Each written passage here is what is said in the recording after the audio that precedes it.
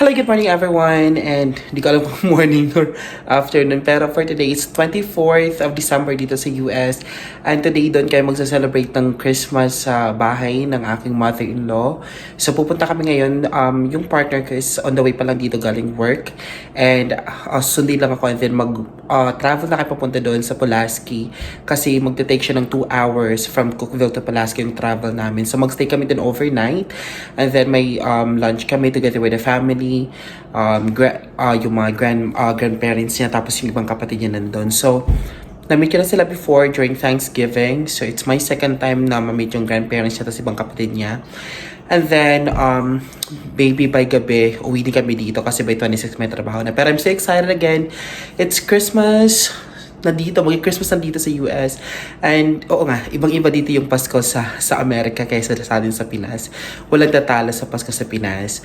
Pero again, kailangan natin mag-adjust kasi nandito tayo sa ibang bansa. But I'm so excited kung ano ba yung mangyayari during Christmas. Thank you! So we are on our way now, papunta doon sa bahay ng aking mother-in-law. And padilim na kasi it's 4:34 na ng hapon dito, and baka magagas pa kami, so makakarating kami doon mga magsi 7 na or 6 something, 6:30 or 6:40, mga basta gano'n kasi 2 hours yung travel from here papunta doon. Malapit na siya sa Alabama, like 20 minutes na lang from doon sa lugar ng mother-in-law ko papunta sa Alabama. But then I'll keep you updated kung ano mga ganap ko for this Christmas. Again, iba yung Pasko dito kaysa sa Pilipinas. Maluluha ka na lang. Kanina kausap ko yung family ko, parang inuhold ko yung pag-iyak kasi nga ibang-iba talaga. Ibang-iba yung Pasko dito kaysa sa Pilipinas. But I'll keep updated, guys. Bye.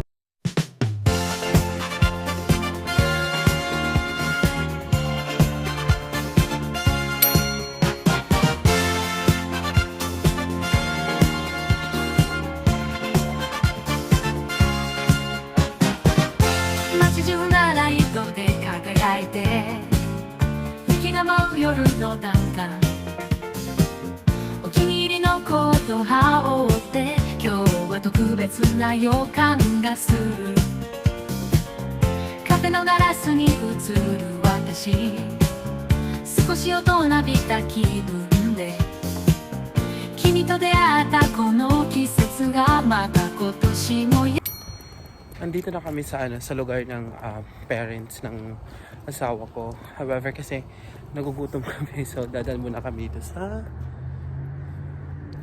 isang Mexican restaurant. A lot of people try namin dito, masarap eh.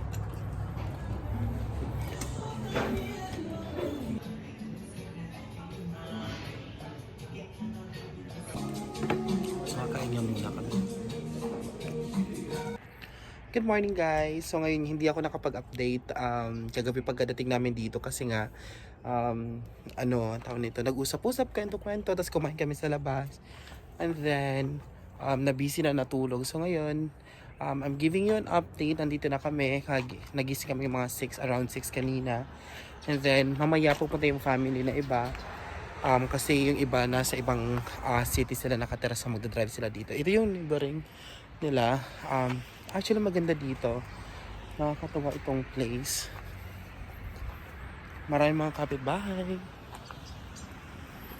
And marami ang kapitbahay. And then wala dito, walang nakikitang mga batang namamasko. So iba talaga yung Paskong Pinoy. Pero naghanda na kami ng mga pang-gift. Maraming gift yung mother-in-laws ko para sa mga anak niya. Tapos sa parents niya, may mga pa-basket din siya. So nakakatawa. Actually nahiya ako mag-take ng video sa loob din kasi hindi natin alam if gusto ba nila or baka gusto lang private lang. Pero I will try to do my best na makapag-take ako ng video. Hello, so ngayon naghahanda na kami para sa Pasko. So hindi na ako nakapag-update yung gabi kasi hindi na nakapag-update yung gabi kasi nga na-busy na kami, kumain pa kami tapos natulog na kasi nga pagod. Pero we're here. Nandito kami sa bahay ng in-laws ko. May mga nakahanda din mo. Tapos may Christmas tree. Christmas tree. Yung mga gifts.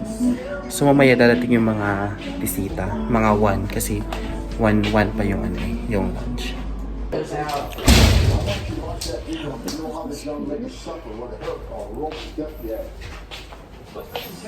gonna keep getting K-cups with hot beer.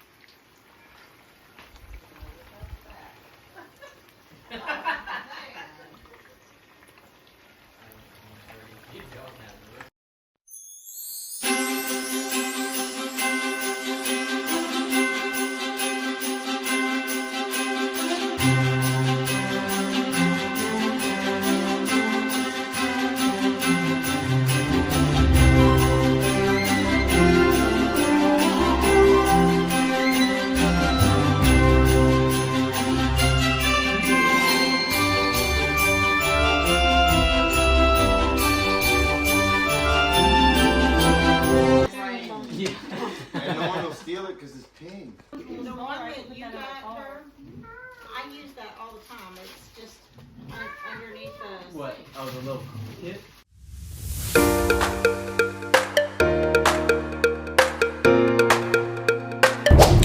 Alright, so hindi ako nakapag-video ng madami. Kasi hindi talaga ako nakapag-video, to be honest. Kasi nga, nahiya ako, baka hindi pa, ayaw nila ng videos. Syempre, mas bago pa lang ako. So, nakakaya pa sa family. Pero, hopefully next year, makagawa na ako ng video patungkol sa Christmas. But then, naka-receive kami ng madaming gifts galing sa in-laws, sa grandma and grandpa, and nag-enjoy naman. Maganda yung gift giving. And ngayon pauwi na kami sa amin kasi nga 2 hours ulit yung drive pa uwi, or 2 hours and 30 minutes. Pero nag-enjoy din ako ng Pasko. Ginawa namin is kumain lang kami. Nagluto ako ng lumpia. Yun yung ginawa ko. Natikman nila and nagustuhan nila. So next time gagawa ulit ako para sa kanila kasi nagustuhan talaga nila. And naghihingi din sila ng recipe nung kung paano siya gawin.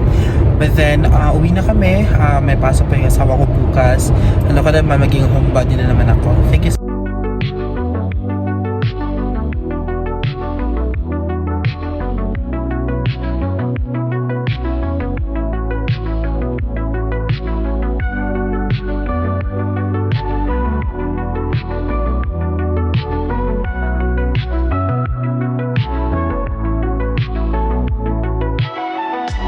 nakauwi na kami dito sa bahay. And ipapakita ko sa inyo kung ano yung mga natanggap naming Christmas gift galing sa magulang, sa family ng partner ko. And nakakatuwa lang kasi kahit bago pa lang ako dito, and bago pa lang ako nilang kilala, at least nakatanggap na ako ng mga Christmas gift galing sa kanila. So, nakakapagod. I mean, hindi naman ako nag-drive. Pero nakakapagod din. Nakakapagod na umupo ng 2 hours and 30 minutes. So, ito na nga, simulan ko kung ano yung mga gift na natanggap namin. And ipa-flash ko na yung mga pictures ng mga regalo. And una namin natanggap dito is... Tara!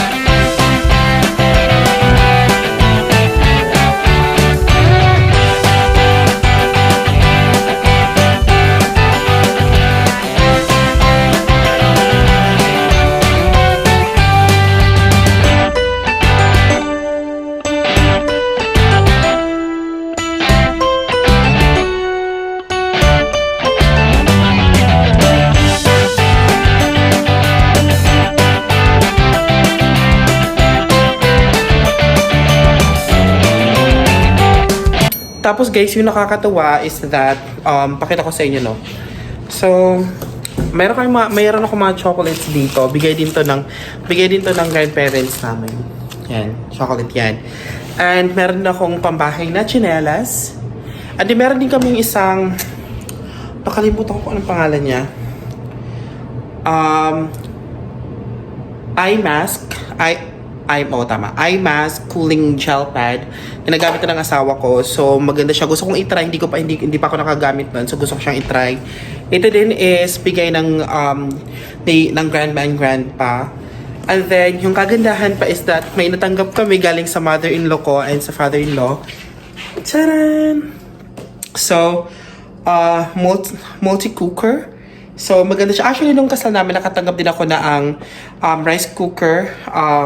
Multi-cooker din siya galing sa pinsan ko. And thank you so much, Elenita. And ulit nakatanggap kami dito ng multi-cooker galing sa in-laws ko. Nakakatawa lang, mga gamit namin ito, lalo na ako, nagluluto talaga ako ng rice. So, yun yung mga natanggap ko sa kanila. And then, aside from that, before kami umuwi, kumuha kami ng mga karne kasi meron silang mga stock ng mga karne. So, may mga nakuha kami. So, hindi na kami bibili ng mga karne namin dito na pang ulam-ulam at ginagamit yung pang lumpia kasi meron na kaming stock galing sa in-laws ko. So, yun na nga guys. Nakakatuwa. At iba dito yung Pasko sa US. So, di ba nasanay tayo na sa atin? May mga nagkakaroon ng mga bata, which is nakakatuwa. Wala dito. And then, hindi ka sa atin na talagang inaabagan natin mag 12 midnight ng 25 para salubungin natin yung Christmas, pero dito yung birthday ni Jesus. Pero dito hindi. Nagsiset sila ng mga time kung kailan sila for example magkakaroon ng dinner with the family or lunch with the family. So yung sa amin yung nangyari is nagkaroon kami ng lunch with the family 25th, so ngayong araw, 25 Pasko, 1 p.m. Kasi yung iba kasi, dahil nga dito work. So yung iba nanggaling pa sa ibang mga city, so nagta-travel pa sila. Yung isang kapatid ng asawa kasi galing pa sa Ohio, nag-travel siya ng 8 hours. Tapos yung isa naman is nasa ibang city din, so nag-travel pa sila. So talagang nagsiset sila ng time, ini-inform nila yung family nila kung kailan ba yung magiging family dinner or lunch para at least makapag-leave sa work, mga ganun. And dito sa kanila talagang yung gift giving, masasabi kong mahalaga kasi nung pagkapunta ko doon sa in-laws ko, nakita ko naman yung Christmas tree nila na which is flash ko din yung pictures na marami talaga mga gifts sa ilalim. And nakakatuwa lang kasi talagang lahat ng family, mga anak, mga apo, mother, binibigyan talaga nila ng gift.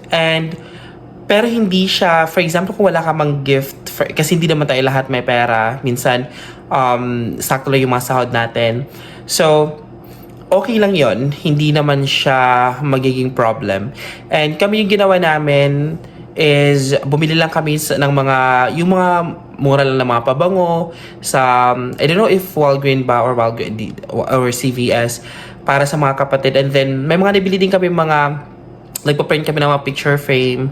Nagpa-print kami ng mga pictures, lagyan namin sa picture frame para sa in-laws ko. And then, bumili kami ng angel. And then, yung father-in-law is mahilig siya sa hot sauce, sa mga maanghang. So, bumili kami ng ganun. And nakakatawa lang on how they accepted me sa family nila.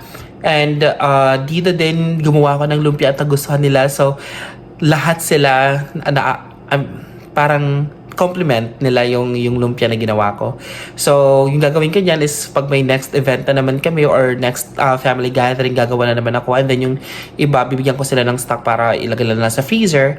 And then, kung gusto lang magluto is maluluto nila. So, I'm so happy kahit malayo man ako sa family ko sa Pilipinas, which is nung nagka-video call kami, yun nga, maiyak-iyak. Pero, it's fine.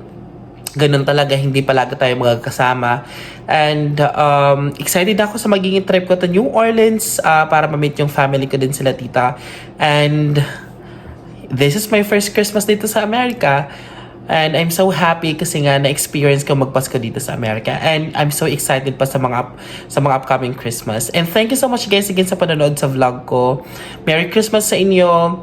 Saan man kayo sa mundo. And sana mag-grow itong channel ko. Yun na lang yung pamasko sa akin. Mag-subscribe lang kayo sa channel ko. Thank you so much guys. And advance Happy New Year.